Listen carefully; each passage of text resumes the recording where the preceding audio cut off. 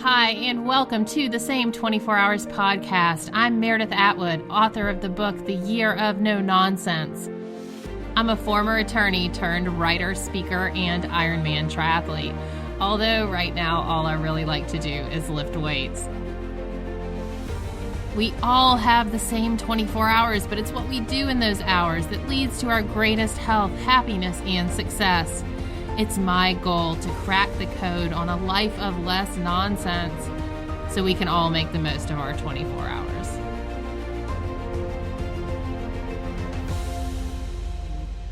So let's get started. Hi, everybody. Welcome to another episode, a live episode of the Same 24 Hours podcast. I'm super excited. We have Lauren McGoodwin here. How are you? I'm good. How are you? Wait, Happy are you Friday. Lauren? Have I been calling you Laura? I'm Lauren. Oh my gosh. I have been calling you Laura.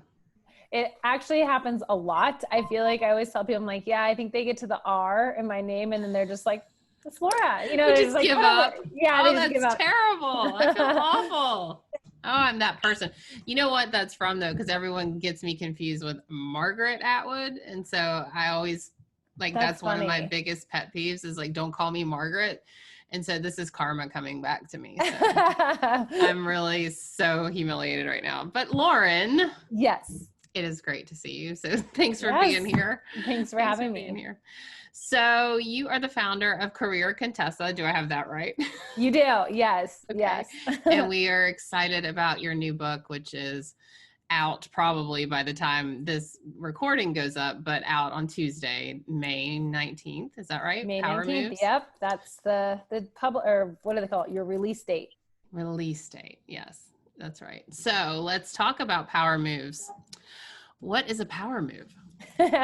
Yeah. So a power move is an action, a behavior, a decision, a move in your life that has purpose and intention behind it. And they are the moves that help you build a successful and fulfilling career on your terms. So, at the end of the day, I tell people, I'm like, the big piece about a power move is that they're proactive and they're intentional versus what most of us do most of the time, which is react to whatever's happening around us. We're kind of in this interesting time right now because I feel like people have more free time right now than they've ever had before. So maybe you guys are starting to recognize this in your own behavior, the kind of react versus proactive moves that you've made in your life up to this point. Yeah. So how much of this reactive and proactive stuff is from our, I don't know, childhood or conditioning or generation? Because I noticed you start and you talk about, you're a millennial. I am a Gen Xer by just a smidge. But how much of this unpower move, that unconscious moving that we make has come from our sort of programming, early childhood conditioning, the way the world works? You are spot on. Almost all of it, which is why I started the book with how did we get here and how it started. And with the, I should preface that even if you're not a millennial, you've been influenced by all these quote unquote millennial tendencies and societal norms. And part of that was just the shift in our world, right? Like, maybe millennials were the first generation to grow up with technology, but it's not like Gen Xers and baby boomers, completely ignored technology. They maybe just got it a little bit later on. So yes, to answer your question, almost all of it. Yeah. One thing that I took a note of, let's see, where did I put it? Oh, maybe I didn't take a note. I took a mental note, but you said something in there that was really interesting at the beginning, that the millennial generation was basically told, you can have it all, so go get it. And what I know my generation was told, and Ada Calhoun talks about this in her book, Why We Can't Sleep, and I'm having her on in a couple of weeks, but our generation, it was similar, but slightly different. I think it was, you can have it all. We messed up and didn't. So go redeem us for not doing it. And so what's the kind of difference? Because I feel like the message is the same, but it's not, though. There's some subtle differences. I feel like, I think also a lot of this revolves around, how you were raised, the expectations you maybe had when you were coming out of college, all that good stuff. So in the book, there's a quote from an author who wrote this great, and I loved this line. She said, the millennial generation, women specifically, heard, you can have it all. And that's what we were told, and what they heard is you need to be it all. And so I think that is something, again, for the millennial generation, that it was sort of this idea of like, well, you can have it all, as long as you get the timing of everything correct, as long as you get a degree and you get good grades and you have this amazing career, as long as you pick the right partner, as long as you do these things, there is a formula for success, and it's totally, possible, and it's yours to have.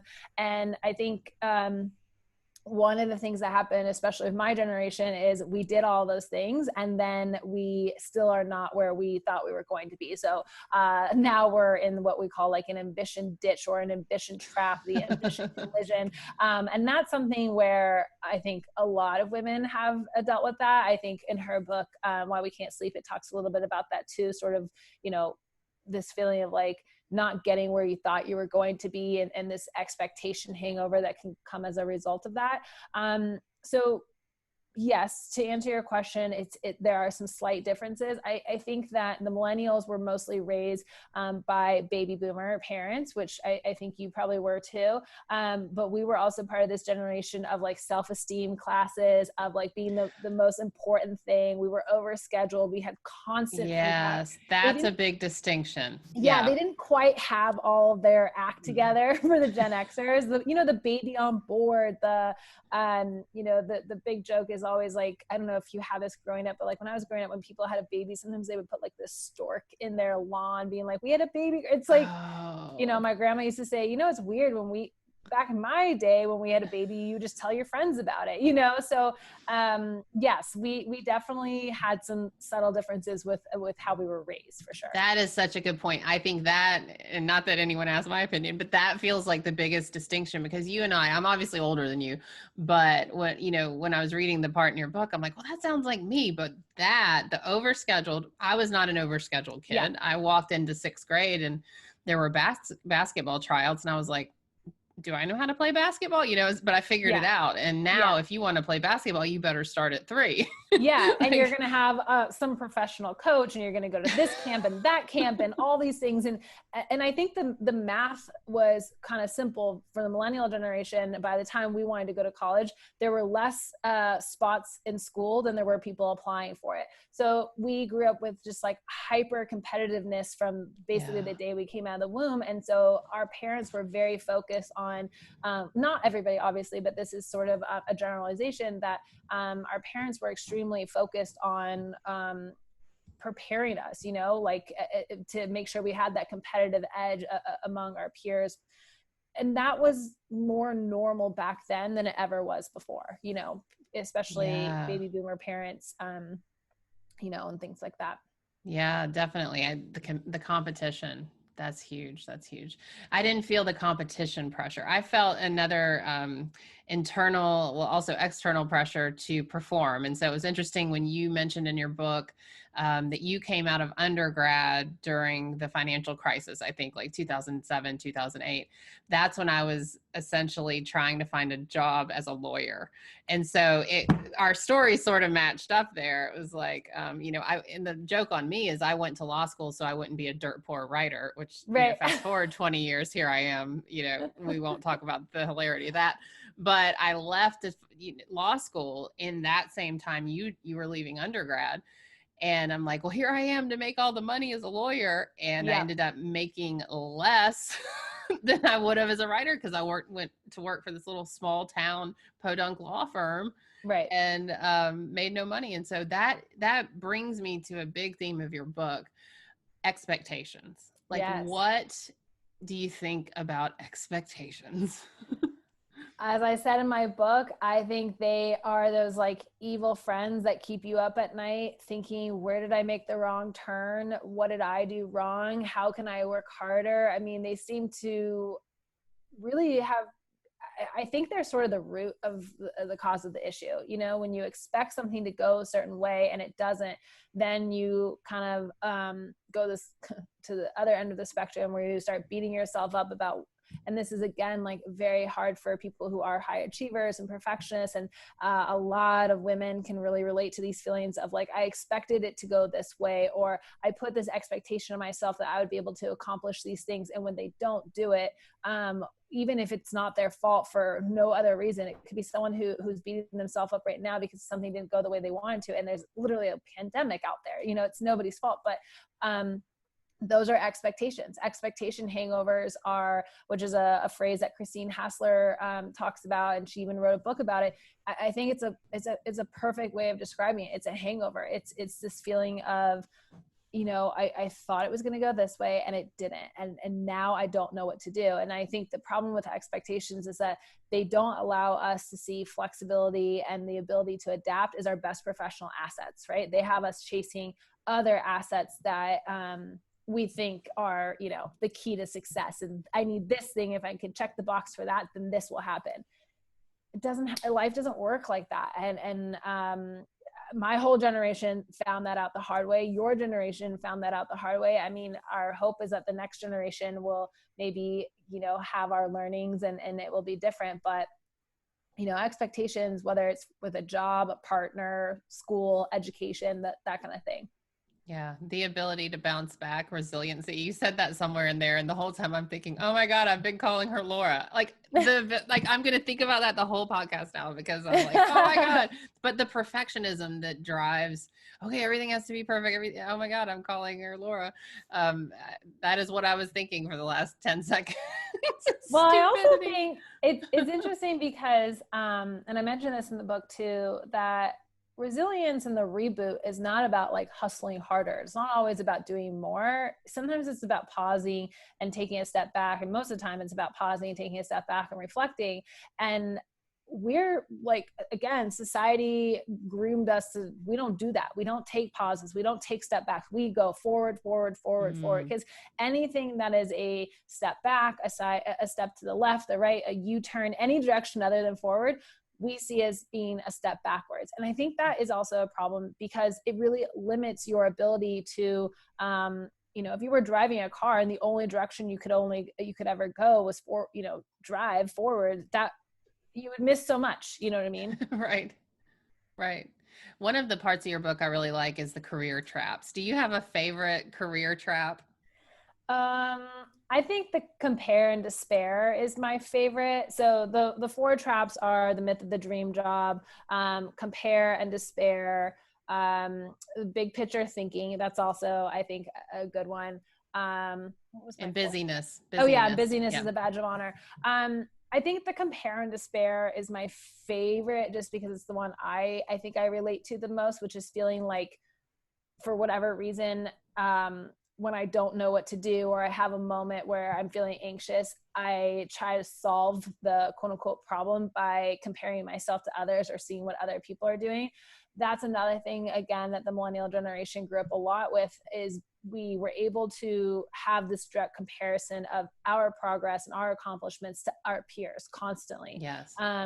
They didn't have, that just wasn't a thing really before we had as much technology, before we had social media and all that kind of stuff. So I think that's the one I struggle with the most. So I don't know about being a favorite in the sense of like, it's my least favorite, but right. I also think that it is the most common trap because Dr. Alyssa Wistring, she did this research and she came up with the phrase compare and despair because she actually found that women are more likely to compare themselves to other people than men are. And I found that really, really interesting. Really? Mm-hmm. It makes sense though, because we're competing for the men, like evolutionary wise, right? We're like, yeah, but you know what's funny is I feel like as you get older, it's like, then you just start to compete, like you're competing for like a woman's attention. You know what I mean? Like I find that a lot of my friends are married now, and now it's like if they're getting dressed up to go out for a night, they're not doing it for their husband. They're doing it because they're going to see their friend. You know what I mean?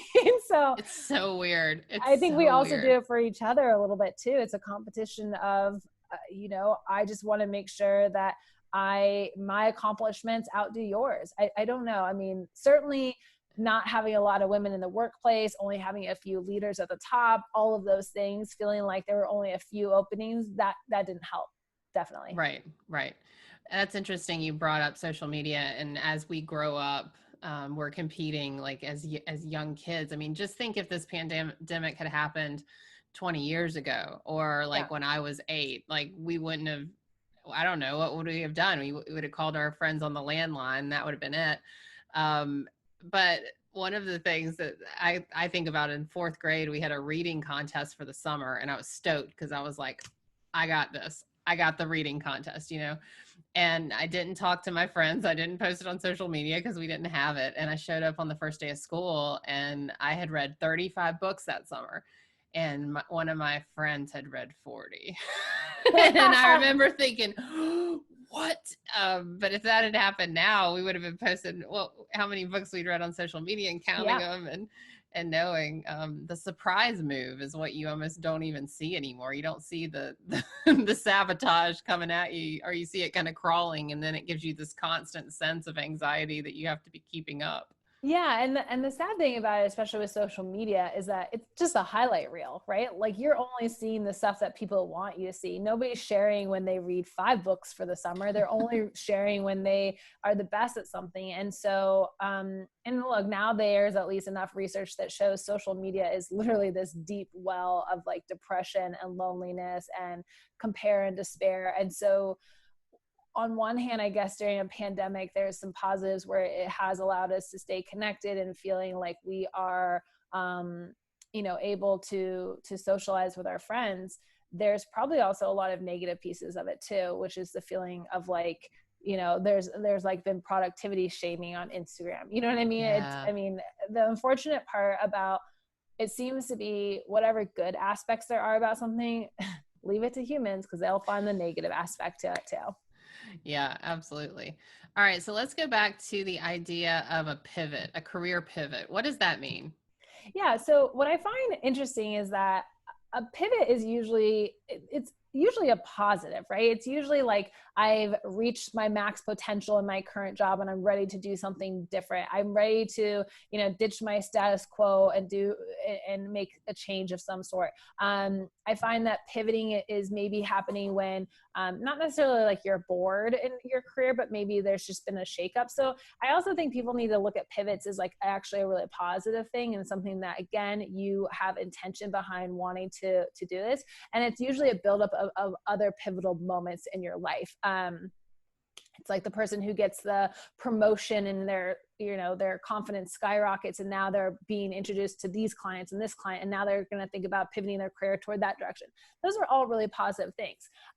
When a pivot is forced upon you, aka you were recently laid off because of coronavirus, I think people start to feel really anxious because they all of a sudden don't feel like they're in control of their future. But at the end of the day, you always have much more control than you think you do. One, we've always lived in uncertain times, that phrase of tomorrow is not promised to anybody kind of thing. And I won't overuse cliches here, but when it comes to making a pivot in your career, I think one of the best things to think about is the fact that like this is actually an opportunity for you to maybe you weren't happy in your last job, and when they laid you off, this is now the opportunity for you to do something different. I mean, I don't know all of them, but like I saw the other day someone listed all these amazing companies that were launched out of recessions, so pivots usually are a time where you reach some sort of fork in the road and you get to make it. And what I hope you'll do is make a power move, which is have intention behind what it is that you choose to do next. Again, going back to the example of like being self-reflective. I got laid off. I never liked that job, or here's what I didn't like about that job. Here's what I always wanted to change about that job. And maybe I was too afraid to make those big changes beforehand, but now it's been pushed upon me. And how am I going to navigate that? So there's a lot of different ways you can do that depending on your situation. A lot of it ends up, revolving around your current employment status and like what you need to have. Like somebody who got laid off, who's like, I don't have 6 months to figure out what I have to do. I have to get a job next month. Okay, then you're going to go where the demand is. What companies are hiring right now, and how are you going to make that happen? Somebody who is maybe going to launch, a travel company, and now travel is on indefinite hold. Okay, how are you going to pivot that? Or maybe you completely shift and you pick another idea. I mean, I think what's happening, especially in recent times right now, is that it's not that pivots maybe weren't on people's mind before, but everything's just been sort of accelerated too. Yeah, that's a good point. So what is some advice that you have for some, so this is me showing my age. These are the people that have been graduated and in the workforce for 15 years, have had a couple kids, and who are like, oh my God, I hate my job. I can do it 20 more years. You can do it, Meredith. You can do it. But I always tell people, you cannot do something you hate for 20 more years. Like, that is the dumbest decision. Like, stop it. Stop it. Well, I think look, there's always parts of any job that, even when you do your own job, you know, you're your own entrepreneur, there's parts of my job that I hate, you know, but I think at the end of the day, it comes down to, you always have a choice. And even if you're in a job that you hate right now and you don't want to do it for the next 20 years, even if you could, why not give yourself the opportunity, or at least go after the opportunity to find something that you do love? And one of the things I did in my book is I have a whole chapter on what I call power women, power moves. And there are women who made power moves in their career. And what they all had in common is they all were very successful, or like monetarily successful, you know, career-wise successful, but they were also really fulfilled. They were able to mix those two. So I purposely wanted to use a lot of examples of that to show that you don't have to stay in a job for 20 years that you don't like, but it also comes down to your top priorities. You know, if you are making $1 million a year and you're in a job you hate, that might be worth it. You might be worth it. You know what I mean? So, yeah, and everybody gets to decide what are the most important things for them to have in their career. I mean, for some people that is the big motivator. Other people, it's a mix of things. So I think I cut you off for what your actual question was. No, it's, I agree. It's I don't think people should necessarily stay in a job they absolutely hate for 20 years. I think it's always worth it, even if it's a slow moving, you know, effort, to try to create a fulfilling career, something that you do enjoy. But if anyone is hiring for $1 million a year for a job you hate, I'll do it for 2 years.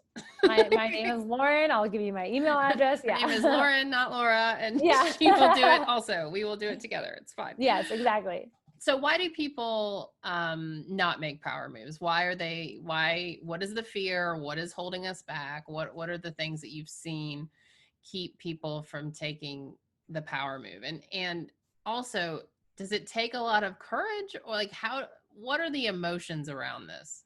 Yeah, I think the things that keep people from making power moves is that their natural default is instant gratification. They want results right away. So it's kind of like, I use the example in the book, the metaphor of like a fad diet versus it's a lifestyle change. Power moves are a career lifestyle. It's something that you are doing every single day. You're not necessarily having this like instant gratification with a power move. So it's like, you know, waking up and having a morning routine that helps you focus and prepare your day so you can make sure you prioritize the top 3 most important things, and then you get those things done. And the idea is that these small habits, whether they're daily, you know, small daily habits, add up to these big or like medium and big moments in your career. So I think what keeps people from doing that stuff is distractions, instant gratification, other people's expectations. So doing, you know, chasing something because they think that's what looks good on LinkedIn or Instagram. And so they spend their time, you know, going down that rabbit hole. I think that it's the discomfort of having to not necessarily have all the answers of exactly what you want to do, and still having to move forward, or sit in the discomfort of like, I'm not exactly sure what to do. A lot of us, you know, the joke is like America's drug of choice is busyness, right? Because if you're busy and you're distracted, you don't have to face those things. And those are hard questions. Those are self-reflection is not something that can be done in an hour with the answer. I remember when I was starting Career Contessa, I used to tell people often, I was like, I don't lack ambition, I lack direction. Well, you know, getting direction comes from engagement, right? You have to be able to engage with your world around you. So I think what keeps people from power moves is similar to like what keeps people from creating like, you know, the lifestyle change that they need for their, you know, wellness and fitness or weight loss kind of thing. It's, you know, the big moments, just unfortunately there is no quote unquote overnight success. No one loses 100 pounds in a week. No one, you know, has their career skyrocket in a week. Like none of those things truly happen in that way. When I was starting or launching Career Contessa and thinking about leaving full time, someone said, if you're not going to spend 5 years on it, don't spend 5 minutes on it. You know, that's hard. It's hard to feel like oh, you're going to work on something for a really long time and maybe not feel like you're moving forward or you're getting anywhere, you know? So that's a long answer to your question, but those are all the reasons that it's hard to make a power move. It's hard to be proactive and think of, you know, be thoughtful about what you want to do and make the moves to do that versus, you know, a job landed in your inbox and LinkedIn, you talk to the recruiter, they offer you $100,000. You're like, wow, that's more than I've ever made. Now I want to do that. Ultimately, you take yourself wherever you go. So if you don't kind of fix the stuff that was wrong in your career before, it's just going to end up there again. Right, right. One of the great parts about your book is that you talk about sort of tiers of power moves, which I love that because in my first triathlon book, I talked about tiers of goals. Like if you're going to try and do an Ironman and that's your like big lifetime goal, you don't start there. You start with the 2 to 3 month goal of maybe let's walk a 5K, you know? Yeah. And so I thought that was really great. And some of the ones on your list are, let's see, daily small power moves, owning your mistakes, creating a to-do list, prepping your meals for work, and I mean, keeping a daily gratitude list. What great things. I mean, these are small habits, right? Atomic habits that James Clear talks about, the things that you do at the like micro level. Yeah. That establish the routine and the trust in yourself that, hey, if I can meditate every day for a year, I can make a bigger move. I can do bigger things and set habits. Yeah, I'm such a believer in, and what I was trying to do is just, I guess, create my own language or, you know, philosophy around this, but it's no different than the idea of like small wins add up to big moves. It's no different than, and I told the story of like where I first learned about this or the concept or got behind it is, I went off to college, I gained the freshman 30 instead of the freshman 15. And I started Weight Watchers for the summer because, you know, I wanted to fit into my jeans and I was a freshman. Okay. So I was like really motivated. And, you know, it was kind of one of those things where there's no extreme. There's no like sexy, glamorous piece of like Weight Watchers. And I know some people hate that I use that as my metaphor, but I'm just commenting like, this is where I learned this concept of like small itty bitty stuff. I mean, sports is another great place to learn this practice, which is, again, like you just said, you're not going to go out and do an Ironman next weekend. You're going to start with a 5K. I know that everybody wants this like quick fix, this like solution in a bottle, you know, pill that you can take. I want that too, you know, like I'm impatient. And like, and that is why I talked a lot about in the book. I start by explaining like the millennial generation, we grew up with so much stuff on demand, and it's so unfortunate. It's fortunate and yet so unfortunate because life is not on demand. Careers are not on demand. So we have this huge, I guess, thing where pretty much most things that we want in life can be found online with an app, or they can be delivered instantly. But then the big parts of our life don't work like that. I mean, you can even buy cars online now. Like you can do your doctor screening online. You can do so many stuff online, but like the career piece of this is just, that's not going to get replaced with an app. Yeah. My husband, he's a little bit older than me, and I mean like a little bit, 3 years, but we call him Pawpaw around here because he's like, why is my Bluetooth not working? And and he gets really aggravated at the kids who are just sitting there like, YouTube, click, click, click. And he's like, tonight we're going to sit down and watch a movie with commercials. And, you know, he's like, you guys don't know what it's like. We used to have to record, or we had to sit down at a certain time and watch television. Like there wasn't a replay. If you missed it, you missed it. And, but yeah, it's exactly like a double-edged sword, you know, great that things are on demand, but it takes 10 years to become an overnight success, right? Yeah. And I think one of the big, like irritations, especially around millennials, we've all heard the stereotypes. They're entitled, they're impatient, you know, like those are true for a reason, you know, but it's the entitlement and impatientness is also like that affects other people. But I think what people need to understand, especially when it comes to making career moves, is that when you make decisions quickly and not from a place of thinking long term. You're so uncomfortable with not knowing what to do that you want to pick anything. It's like, well, then you're more than likely going to pick the wrong move. And that's why I say, like, the power moves approach to your career is the difference between desperate luck and calculated success. It's not like you can't be successful, reacting all the time in your career. If you want to be successful and fulfilled, I found that what people had in common is what we're talking about, these habits, these rituals that they, these power moves that, they had their daily ones. And all of this was building blocks up to those bigger moments in life. Yeah. Let's talk about networking. I hate that word. I hate the idea of it. It has such negative connotations. It feels like a bad room full of lawyers in suits who are trying to, been there, done that. But I love one of your points, which is don't stalk people online. Networking, Please. don't. So what is networking in this age? What is it? Yeah, networking in this age is you're right. It's an icky word. It makes people uncomfortable. What it should be is, instead of just being a transaction of what can you do for me and what can I do for you potentially, or how can I get what I want from you, what it should be is genuine relationship building. It should be you and somebody else having something in common, that you build a relationship that you can maintain and keep in touch, and you are mutually benefiting each other. So, think of it as like an ATM. If you were always withdrawing from your bank account, pretty soon you'd have no money. So you have to think of networking as the same way. You want to make withdrawals and you want to make deposits, and you want them to make it so that ideally you always have some money in the bank. You always have some good networking or some relationships that are there without any expectations around what you're going to get from them. In this world, it's I think people almost get to this point where when they get reached out by somebody and the person's like, oh, I just wanted to say hello, introduce myself, they're always like, well, why? Like, I know LinkedIn, like you connect with someone and then you have an instant message. I'm like, oh, what? Yeah, what do you exactly. want? Exactly. So I think the biggest thing about networking is that you need to be genuine. It's a slow burn. It's not about asking for a favor right that second.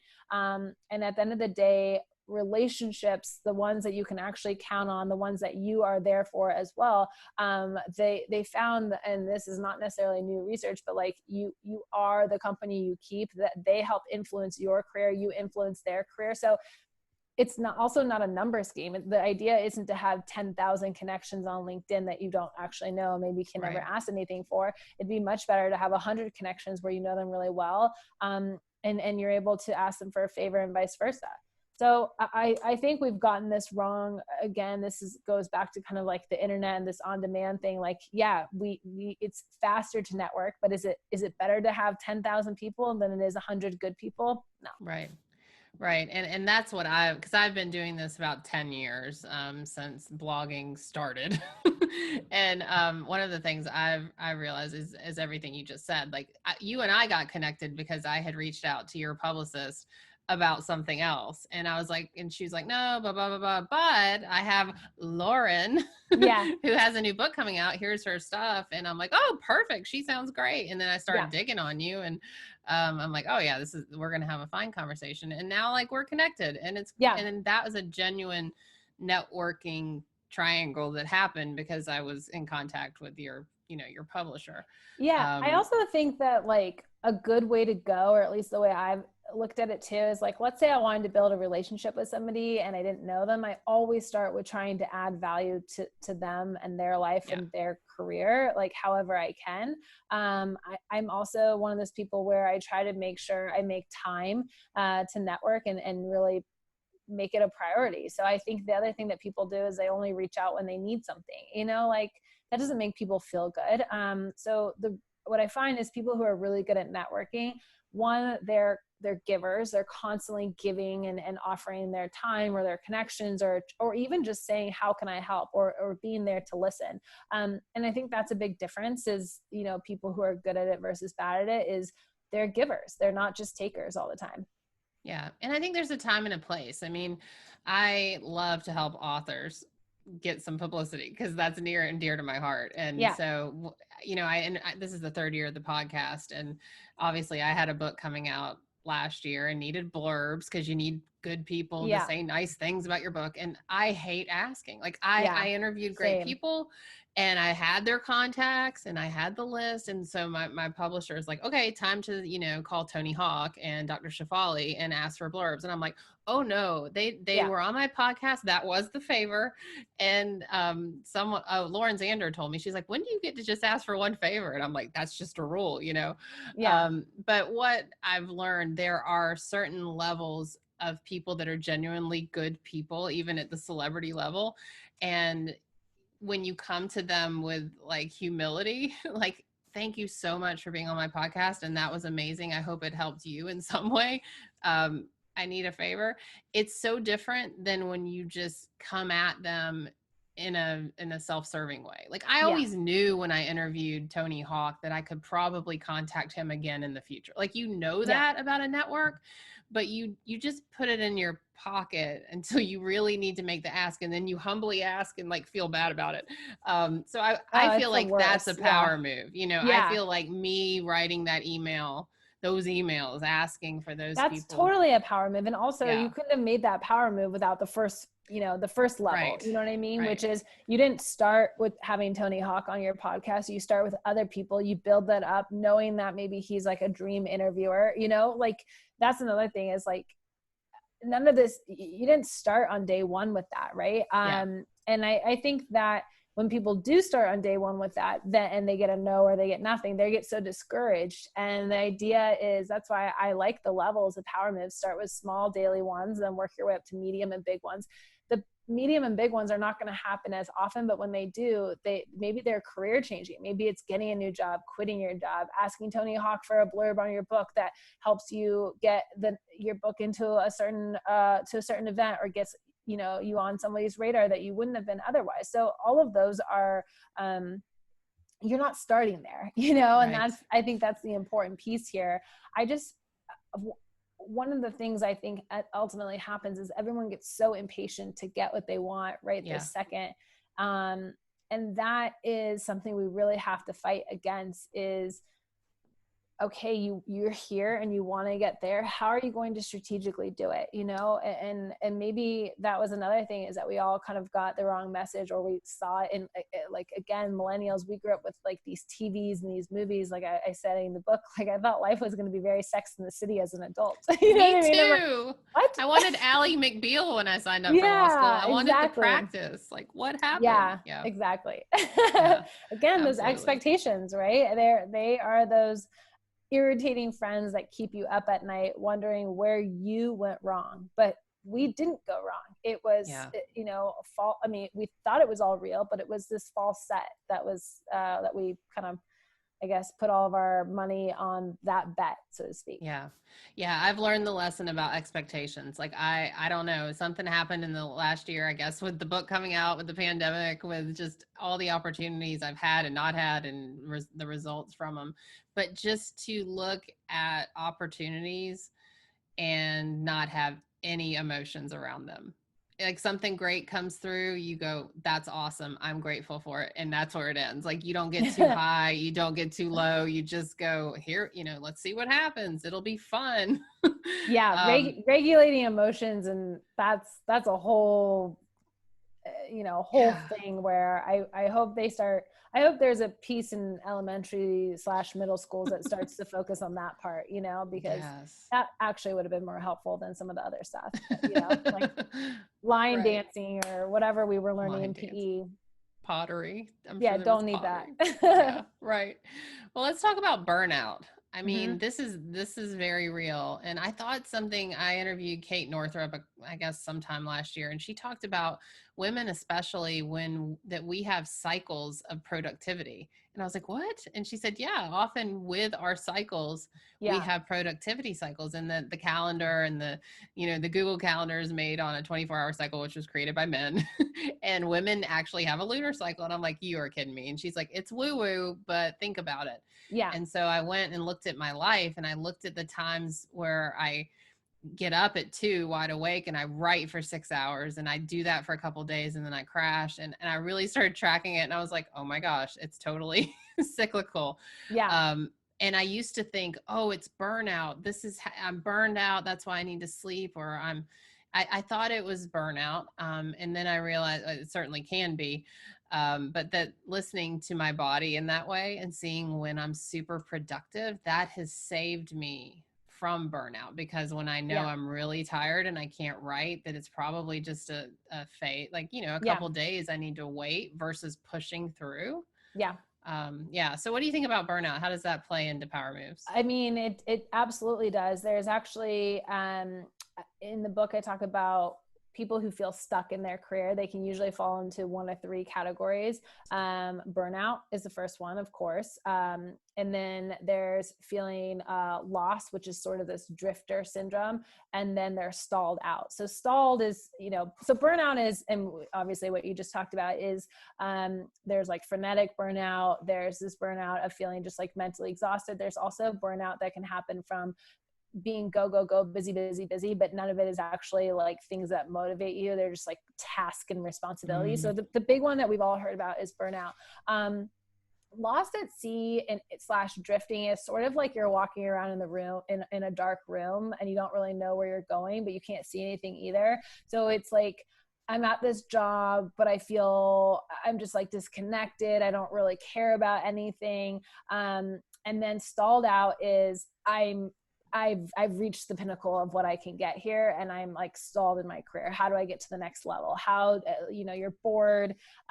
You feel unmotivated by the idea of even going to work that day because, again, you're like, I could do this in my sleep kind of thing. So usually people are one of those three if they're feeling really stuck. And I think it is, I'm one of those people where I feel like it's always helpful for your overall career awareness to recognize which, where you kind of fall into that. Like now that you know about burnout and how it can actually be related to more of your cycle, like, that knowledge allows you to be like, I'm not going to beat myself up for this anymore and spend time doing that. Instead, I'm going to take this in stride and maybe come back to this in 3 days when I'm feeling better.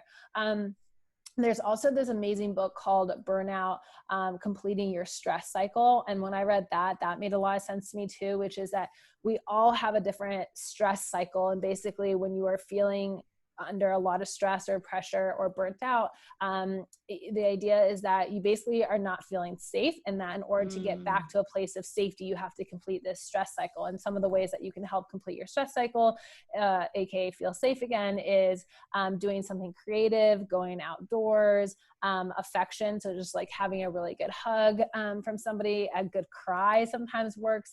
And everybody has, or everybody completes their stress cycle differently.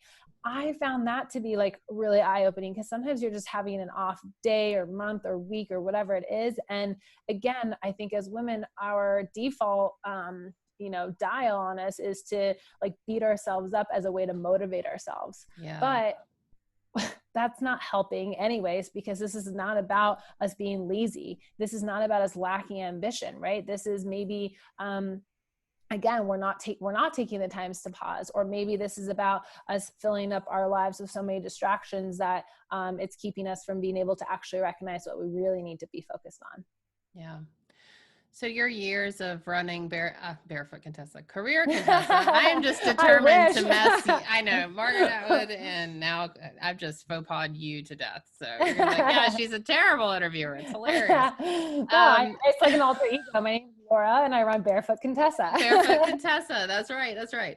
So, but what are we afraid of? Like, fear is a big thing. Out of all your experience running Career Contessa and writing this book and the research, what are we afraid of as women in business?